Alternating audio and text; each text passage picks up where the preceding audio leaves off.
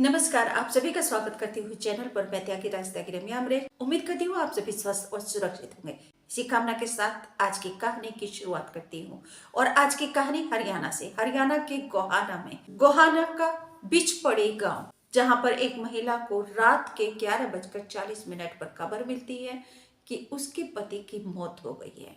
चली हुई कार में उसके पति का कंकाल मिला तो महिला ये देखकर बेहोश हो गई।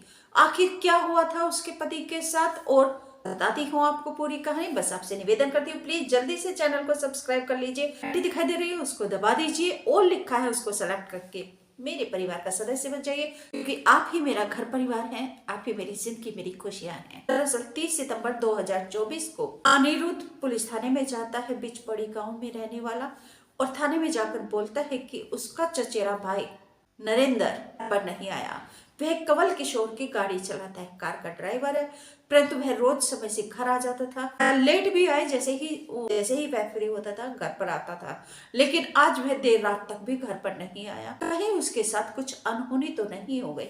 पुलिस ने अनिरुद्ध की रिपोर्ट लिख ली और उसने जांच करना शुरू कर दिया। फिर उसको बाद में पता चला, घर पर पुलिस ने फिर खबर दी, पुलिस ने तलाश शुरू कर दी तो पता चला कि बुट्टाना माइनर के पास, जिंद गोहाना ग्रीनफील्ड हाईवे के पास एक कार खड़ी है, जली हुई है, वह जलकर राख हो गई है, और उसी में पिछली सीट पर एक मृत व्यक्ति पड़ा है। बिचपड़ी के रहने वाला अनिरुद्ध जब अपने परिजनों के साथ कार के पास गया, बुट्टाना माइनर के पास, तो उन्होंने जब कार में देखा तो कार जलकर पूरी तरीके से राख हो चुकी थी, और उसकी पिछली सीट पर बाईं तरफ की और एक नरकंकाल पड़ा हुआ था। उन्होंने जब देखा तो पता चला कि वह तो अनिरुद्ध का ही चचेरा भाई नरेंद्र है।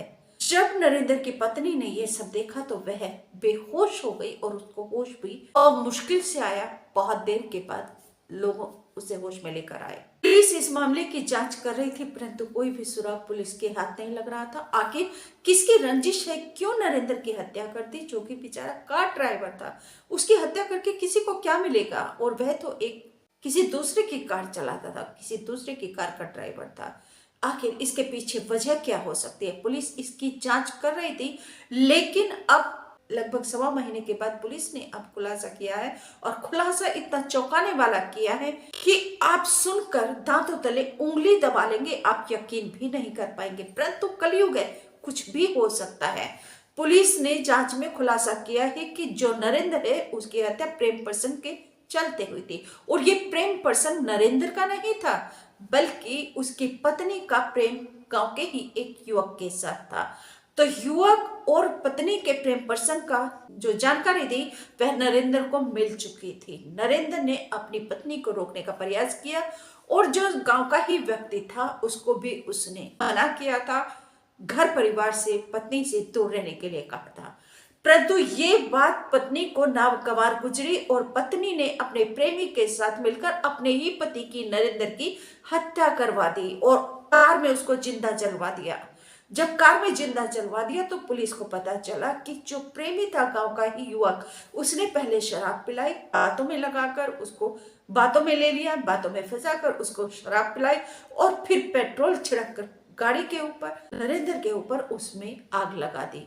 जंगल की तरफ लेकर गया, वहां पर बैठकर शराब पी, और फिर गाड़ी में उसको बिठाकर उसको आग लगा दी पेट्रोल छिड़क कर। इतनी क्रूरता, इतनी बर्बरता एक पत्नी ने की, और फिर नाटक किया बेहोश होने का, मरने का।